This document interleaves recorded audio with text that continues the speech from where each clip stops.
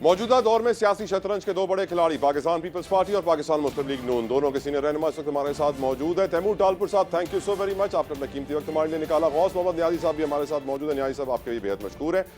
टालपुर साहब, पहले आपसे शुरू करना चाहूंगा। आपकी पार्टी के लीडर, आपके कायद मुफाहमत के बेताज बादशाह कहलाते हैं आसिफ अली जरदारी साहब, लेकिन देखा यही जा रहा है कि मुफाहमत JUIF ने GDA के साथ और MQM पाकिस्तान ने कर लिया, और इत्तलात ये भी हमारे प्रोग्राम में शुरू में आई है कि नून लीग भी इनको ज्वाइन करने वाली है। तो दूसरे लोग तो मुफाहमत कर रहे हैं, आप नहीं कर रहे हैं, और इनकी मुफाहमत का मकसद है पीपल्स पार्टी से निजात। आप कैसे देखते हैं सर इस सूरत हाल को? बहुत बहुत शुक्रिया। कोई नई बात नहीं है, हर इलेक्शन में यही होता है। हम अलायंस भी बनाते हैं, हम एक साथ गवर्नमेंट भी बनाते हैं, हम दूसरी पार्टियों के साथ कोलैबोरेट अच्छी तरह से करते हैं, उनके काम भी करते हैं, उनकी डिमांड्स जायज़ तो सारी पूरी करते हैं, कहीं-कहीं नाजायज़ पूरी करते हैं। पर आखिर में ये एक पुराना खेल है जो हमारे साथ खेला जाता है। ये सियासी या फिर कोई और खेलता है, ये तो आपको और मुझे सोचना पड़ेगा। पर हर इलेक्शन पाकिस्तान पीपल्स पार्टी एक तरफ होती है और बाकी सारी जमातें वो दूसरी तरफ होती हैं। मुफाहमत का जो बादशाह सदर जरदारी है, बेशक वो बादशाह जरूर है, पर वो ना डरता है, ना इलेक्शन से घबराता है, ना इलेक्शन में किसी के साथ भी सियासी टक्कर लेने को कोई अपने लिए बड़ी बात समझता है। उनके साथ अवाम की ताकत है। और आप देखिए कि मैं आपको एडवांस में बता दूं कि जितनी भी जमातें जिनके आपने नाम लिए कि वो शायद इकट्ठा हो जाएंगी, वो शायद नहीं, वो इकट्ठा हो गई हैं पाकिस्तान पीपल्स पार्टी के साथ मुकाबला करने के लिए। और मैं आपको इंशाल्लाह बता दूं कि ऐसी जबरदस्त रिजल्ट देंगे कि इनको पहले ओवर के अंदर हमने सबको बोल्ड ना किया सिंध के अंदर, तो फिर मैं भी हाजिर हूं और आप भी बैठे हुए हैं।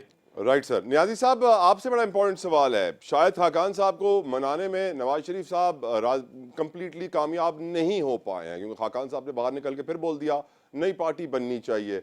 आपकी नज़र में सर, जब तक पार्टी के अंदर इस तरह की दरारें ख़त्म नहीं होंगी, पार्टी स्ट्रांग होगी कमज़ोर होगी हुजूर? देखिए जी, पार्टी के अंदर इख्तिलाफ राय हो सकता है, या यही जो उम्मीद का अवसर होता है। और शायद खाकान खुद मियां साहब से मिलने गए तो वो उनके से पीछे तो नहीं हट रहा है, लेकिन वो गैर उसी के मुराद, नई पार्टी से मुराद ये है कि मैं समझता हूँ कि नेक्स्ट गवर्नमेंट बने, उसमें जिस तरह इलेक्शन के बाद एक कौमी हुकूमत तय बने जिसमें तमाम पार्टी की नुमाइंदगी हो और मुल्क को लेकर आगे चले। अब शायद खाका ने ये भी कहा है कि इलेक्शन स्कोर का हल नहीं है। मकसद यही है कि अगर एक पार्टी जीतती है और हुकूमत बनाती है तो मुल्क के मसाइल हल नहीं हो सकते। तो इसमें उस एक लिहाज से उसने भी कहा है कि तमाम सियासी पार्टियाँ और हमारी पार्टी ने तो ये पहले सोच रखा है कि अगर पाकिस्तान के अवाम हमें मैंडेट देते हैं तो हम अकेले हुकूमत नहीं बनाएंगे, हम तमाम सियासी पार्टियों को साथ लेके चलेंगे। जिस तरह हमने 16 महीने 12 पार्टी है, सर 21 को वापस आके नवाज शरीफ साहब उससे पहले ही बेल ले लेंगे या फिर आके सामना करेंगे? बयानिया क्या रखेंगे? ये भी एक बहुत बड़ा चैलेंज है न्याजी साहब। जी बिल्कुल, प्रोटेक्टिव बेल देंगे, वो तो हर पाकिस्तानी का राइट है और इंडियन दर्ज है। और माजी की जब हिस्ट्री देखें तो सारी हर दफा कोर्ट से पर वो खुर्शीद शाह साहब कहते हैं कि जेल जाएंगे पहले, फिर ही बात होगी। जी वो क्या कहते वो हैं? कहते हैं जेल जाएंगे नवाज शरीफ साहब आते ही। जी बिल्कुल, हो जाएगा प्रोटेक्टिव बेल 2-3 दिन के, 4 दिन 5 दिन के लिए ले। जब जाहिर है अब 21 को आ रहे हैं तो 19 को मूव करेंगे। अब उस पे कोर्ट, हमें उम्मीद है कि कोर्ट हमें 3-4 दिन के लिए प्रोटेक्टिव बेल देगी। और देखो, हम कोई खुदा न खासा मफरूर नहीं है, कोई ऐसी नहीं है, क्योंकि हम तो हाई कोर्ट से बेल लेके गए थे ना जी। अब हमें दोबारा रिपोर्ट करना है। जब इनको हाई कोर्ट लाहौर ने बेल दी थी तो उस वक्त ये तय था कि मियां साहब हमें जब सेहत ठीक होगी तो आकर रिपोर्ट करेंगे और फिर जेल जाएंगे, जो भी होगा। उसमें ये था कि अगर हुकूमत समझे उस वक्त कि चूँकि इमरान खान की हुकूमत थी PTI की, तो अगर वो हुकूमत समझिए कि मियां साहब सेहत याब हो गए और इसके बावजूद लंदन ठहरे हुए, तो दोबारा कोर्ट को बताएंगे और सबूत पेश करेंगे, फिर उनकी जमानत कैंसिल होगी। तो राइट। बेल पे तो है साहब, बेल से मीम साहब हैं और उस पर प्रोटेक्टिव बेल मिलेगी। और फिर हम अगर जेल भेजते तो मीर साहब जेल जाने को भी तैयार हैं, उसमें तो कोई ऐसी छपने वाली बात नहीं है। लेकिन इस्तकबाल होगा प्रोटेक्टिव बेल के साथ, वो मीनार पाकिस्तान में खिताब भी करेंगे और आवाम का पुरजोश जो एक समुंदर होगा उसको राइट शिकार न्याजी भी साहब। करेंगे। टालपुर साहब, आपसे पूछना चाहूँगा कि जो इत्तेहाद हुआ है, इस वक्त नया इत्तेहाद सिंध में बना है, इसका इल्ज़ाम है कि उन्होंने अदम एतमाद का इजहार भी किया है निगरां वजीर आला के ऊपर, और ये भी कहा है कि जो ब्यूरोक्रेसी है वो पीपल्स पार्टी की बी टीम है, लोकल बॉडीज़ का खात्मा किया जाए ताकि सियासी मशीनरी इलेक्शंस में मनूवरिंग के लिए इस्तेमाल ना हो। टालपुर साहब, योर कमेंट ऑन दिस। आप और मैं ये देख रहे हैं और जानते हैं कि सिंध काबीना जो केयर टेकर सेटअप बना है, उसमें एक भी ऐसा वज़ीर नहीं है जिसका पीपल्स पार्टी से कोई भी ताल्लुक हो या कभी कोई एफिलिएशन रही हो या जिसके साथ हमने कोई नाम प्रपोज़ल में दिया हो। उसी तरह से चीफ मिनिस्टर सिंध भी एक रिटायर्ड जज हैं जिनका पाकिस्तान पीपल्स पार्टी से या हमारी लीड से ना कोई वास्ता है। अब बात असल ये है कि जो लोग जानते हैं कि वो इलेक्शन में बहुत बुरी तरह शिकस्त खाने वाले हैं सिंध में, वो देख रहे हैं कि पाकिस्तान पीपल्स पार्टी सीट हारने की सिचुएशन में नहीं है। और इस बार क्लियर हो गया आपके सामने, जो कराया पे बहुत बड़े-बड़े दावेदार बातें करते थे आके, उनकी बातें सारी फेल हो गईं। उनका जो पटाखा था वो फट गया, पर उसकी धमाके की आवाज़ किसी के कान तक नहीं पहुँची। सिंध में सबसे बड़ा शहर कराची की single largest majority Pakistan Peoples Party थी। हैदराबाद, सक्खर, मीरपुर खास, ये जिन शहरों की बात को हमने स्वीप की हैं। और इसी तरह से आप देखेंगे ये लोकल बॉडी में तो जोश जज्बा कम होता है। हम अपने वर्कर लेवल पे ये चीज़ें छोड़ देते हैं। टिकट्स जिनको मिलते हैं, जो फैसले होते हैं, असल जोश और जज्बा तो आप देखेंगे जनरल इलेक्शन में। और मैं समझता हूँ बहुत से ऐसे जो आज बड़ी-बड़ी बातें कर रहे हैं कि केयरटेकर सेटअप न्यूट्रल नहीं है और फलाना नहीं है। ऐसे बहुत से लोगों की ज़मानतें ज़ब्त होने वाली है, तो ये उस चीज़ के लिए एडवांस में प्रिपरेशंस कर रहे हैं। Right sir. न्याजी साहब, ये भी खबरें जिनको आज कोई फेस सेविंग चाहिए, वो फेस सेविंग की कोशिश कर रहे हैं। फेस सेविंग के लिए कर रहे हैं। राइट। अच्छा न्याजी साहब, ये भी कहा गया है कि शहबाज शरीफ साहब आज से अवामी राब्ता मुहिम का आगाज़ करेंगे। सर कब करेंगे, कैसे करेंगे?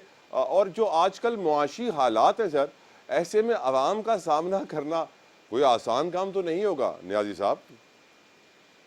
जी बिल्कुल, तमाम शुरू है हमारी, तो हम तो अपने अपने अपने इलाकों में हल्कों में काम कर रहे हैं और पूरी लोगों से इधर से रिएक्शन नहीं है। हाँ महंगाई हो, तो महंगाई है, अब कहते बिल्कुल महंगाई है, उसमें कोई शक नहीं महंगाई है। लेकिन महंगाई की ख़त्म करने के लिए हमें देखो उसके लिए आप हमारा 2013 से लेकर 18 का रिकॉर्ड सबके सामने है। महंगाई 4-5% ऊपर नहीं गई थी और बहुत से तरक्याती काम हुए थे, लोड शेडें खत्म हुई थी बहुत से। और जो संजीदा लोग हैं वो समझते भी हैं कि मुस्लिम लीग नून ने अपने दौर में बहुत अच्छा काम किया, और फिर भी वो हमारे भी उम्मीद लगा के बैठे हैं कि मुस्लिम लीग नून आएगी और फिर जाके तब जाके कहीं मुल्क के हालात ये संभलेंगे। तो जो कोई लोग इंशाल्लाह, दूसरा जो कि महंगाई है, पेट्रोल महंगा है, डीजल महंगा है, तो लोग हमसे ये इंसिस्ट कर रहे हैं कि हमें ट्रांसपोर्ट दी जाए, हम इस्तकबाल की सर कर रहे हैं जी जी मसाइल, और इंशाल्लाह हम जाएंगे और लोग आप देखेंगे कि ठाठे मंद समुंदर होगा। सर अभी देखो 20 फैसला हुआ है 20 सर, नवाज शरीफ साहब पीएम बनेंगे, शहबाज शरीफ साहब? देखो जी, ये पार्टी फैसला करेगी। उसमें क्योंकि देखो सर सोशल मीडिया पे चल रहा है ना कि सर सॉफ्टवेयर अपडेट हो गया है, राजी हो गए नवाज शरीफ साहब, और अब शहबाज शरीफ के नाम पे वो एग्रीड हो चुके हैं कि उनको बना दिया जाए पीएम, और ताकतवर हल्के भी यही चाहते हैं। मेरे ख्याल में अभी कुछ कहने का बस वक्त है। पार्टी के अंदर अभी ये डिसाइड नहीं हुआ। ये तो देखो इलेक्शन के रिजल्ट आएंगे, हम कितनी मेजॉरिटी लेते हैं उस हिसाब से फिर बट पार्टी डोंट कर यू थिंक सकते सर बहुत ज्यादा वक्त लग रहा है निगोशिएशंस में, फैसला करने में, फैसला साजी में? बहुत सारे प्रेशर्स का शिकार है पार्टी के अंदरूनी तौर पे। नहीं, ऐसी बात नहीं है। पार्टी, हमारी पार्टी बहुत बड़ी पार्टी है, ज़ाहिर है इख्तिलाफ में रहे तो उस पर हो सकता है। लेकिन एक बात आप याद रखें कि मियां साहब जब आएंगे तो ये सारी चीज़ें, जो सारी जो डस्ट है, ये सारी सेटल होगी, सेटल डाउन हो जाएगी इंशाल्लाह। और सर आपकी पार्टी के कुछ ओहदेदान तो जो तकरीरें करते हैं तो वो कहते हैं दूध की नहरें बहेंगी जब मियां साहब वापस आएंगे, क्या होगा ऐसे? नहीं, पाकिस्तान बड़े मुश्किल दौर से गुजर रहा है और इतना भी जो मौजूदा जो मुआशी हालात है इसको ठीक करने में भी अगर यकसोई से गवर्नमेंट को काम करने देगा तो फिर भी 2-3 साल लग चलिए सकते हैं। टालपुर साहब से पूछते हैं यही सवाल। टालपुर साहब, अब जो नून लीग का इस वक्त नैरेटिव चल रहा है वो ये चल रहा है कि हालात बहुत बदल जाएंगे, नवाज शरीफ साहब ने पहले भी मुल्क को अंधेरों से निकाला है, आगे भी मुल्क को अंधेरों से निकालेंगे। आप इस नैरेटिव को कैसे देखते हैं हुजूर? देखिए जी, पाकिस्तान की जब बात आती है तो हम दुआगू होते हैं कि जो भी हो पाकिस्तान की बेहतरी के लिए हो। पर मैं समझता हूँ अवाम को चेंज चाहिए। अवाम जो है वो बिलावल भुट्टो साहब को देखना चाहती है, प्राइम मिनिस्टर ऑफ पाकिस्तान। उनकी बहुत सी एक्सपेक्टेशंस उनमें हैं और जिस तरह से उन्होंने हमारे जो इश्यूज चल रहे थे इंटरनेशनली, ग्लोबली, जो हमारे दुश्मन जो हमारे फेवरेट कंट्रीज थी, जो हमारे दोस्त ममालिक थे, वो सब हमसे नाराज हो गए थे और जिस तरह से ये मनूवर करके और चेयरमैन साहब ने हर किसी चीज़ को नॉर्मलाइज़ किया, वही पुराने जो प्यार के रिश्ते थे वो एक बार फिर से जारी किए। तो मैं समझता हूँ ये जो चेंज आनी है ये बिलावल भुट्टो ही ला सकते हैं और उसी से लोगों को एक्सपेक्टेशंस हैं। जो लोग आते रहे हैं, उनको हम आज़माते रहे हैं। अब मेरे ख्याल से चेंज की अशद ज़रूरत है। और सर हमेशा हमने ये भी देखा है कि जब भी कोई अच्छा काम होने जा रहा होता है, जिस तरह शहीद रानी जिस तरह पाकिस्तान को बदलने जा रही थी तो उनके ऊपर अटैक कर दिया गया। बिलावल भुट्टो साहब की अगर परफॉर्मेंस अच्छी थी तो उनके लिए भी अब काफ़ी मुश्किलात खड़ी हो गई हैं, क्योंकि मुल्क के अंदर एक नैरेटिव क्रिएट हो गया है कि नून लीग ही पावर में आने वाली है, या शहबाज शरीफ होंगे या नवाज शरीफ होंगे, एक इत्तेहादी गुलदस्ता दोबारा तैयार किया जाएगा। ये जो नैरेटिव बिल्ट हो रहा है इस वक्त मुल्क में, क्या ये पीपल्स पार्टी के लिए परेशान कुन नहीं है सर? बिल्कुल अभी तो मेरे ख्याल से एक बहुत बेहतर सिचुएशन है, because we have gone through much worse. आपने देखा है हमने कहाँ कहाँ से इलेक्शनें लड़ी हैं पुराने वक्तों में और किस किस के साथ हमने टक्कर ली है। जमहूरियत की खातिर हमने बहुत कुर्बानियाँ दी हैं और अभी तो उसके मुकाबले में कुछ भी नहीं। हाँ, मैं समझता हूँ ये बात आपकी वाकई सही है कि शायद कुछ लेवल प्लेइंग नून लीग को ज़रा हमसे बेहतर दी जा रही है, पर आवाम का वोट है और फैसला जो है वो वोट ही करेंगे। आपकी मेरे बातें हमारी ख्वाहिशात हो सकती हैं, न्याज़ी साहब की ऑफ कोर्स अपनी पार्टी लीडरशिप के लिए ख्वाहिशात होंगी, मेरी अपनी लीडरशिप के लिए मेरी ख्वाहिशात होंगी, पर ये नंबर गेम होगी। जिसका नंबर 1 पे वोट्स होंगे, जिसके ज़्यादा से ज़्यादा एमएनएज़ होंगे, तो ऑफ कोर्स वही प्राइम मिनिस्टर ऑफ पाकिस्तान और इलेक्शन कमीशन मैं पे उम्मीद आपका रखता हूँ पूरा कि एतमाद है? अल्हम्दुलिल्लाह, बिल्कुल। राइट, न्याजी साहब आप भी इस बात पे पूरा एतमाद रखते हैं कि मौजूदा setup election commission of Pakistan capable है फ्री एंड फेयर इलेक्शंस कराने के लिए और होने जा रहे हैं मुल्क की तारीख में free and fair elections? Election commission अपने वादे पूरे कर रहा है। अभी उसने कहा था कि 27 सितंबर को हम हल्काबंदी की लिस्ट शाये कर देंगे, तो उन्होंने कर दी है और इलेक्शन के टाइमली के लिहाज से उन्होंने बता दिया कि जनवरी के आखिर में इलेक्शन होंगे। लेकिन ब्यूरोक्रेट्स के तबादलों के अंदर बड़ी तकलीफ हो रही है इलेक्शन कमीशन ऑफ पाकिस्तान को, उनके ऑर्डर्स पर मनोवन अमल नहीं हो रहा सर? नहीं, उसमें उन्होंने खुद कहा था कि जो कुछ कोई इजाज़त दी है कि जो मिनिस्टर है, मतलब निज़ाम या पुलिस है या डिप्टी कमिश्नर है, वो हमें हमसे पूछ के लगाया जाए, बाकी जगह ट्रांसफ़र की इजाज़त दी हुई है। तो इसमें कोई ऐसी बात नहीं है और उस पर वो भी एक समरी जाती है इलेक्शन कमीशन। अक्सर मैंने देखा है कि वहाँ से मंजूरी हो जाती है, क्योंकि केयर टेकर सेटअप थोड़ा लंबा हो गया, जनवरी से शुरू हुआ है, अभी तक चल रहा है। तो ज़ाहिर कई प्रॉब्लम होते हैं कि हाँ तब्दीली करना, अगर कोई अफसर सही परफॉर्म नहीं कर रहा तो उसका ट्रांसफ़र ज़रूरी होता है। तो उसके लिए इलेक्शन कमीशन के पास समरी जाती है, इंतजामी जो अमूर है। बाकी तो उनको इन्होंने इजाज़त दी हुई है, पंजाब में चाहे अमर करने के ट्रांसफ़र कर सकते हैं, खुद उन्होंने अलाउ किया है।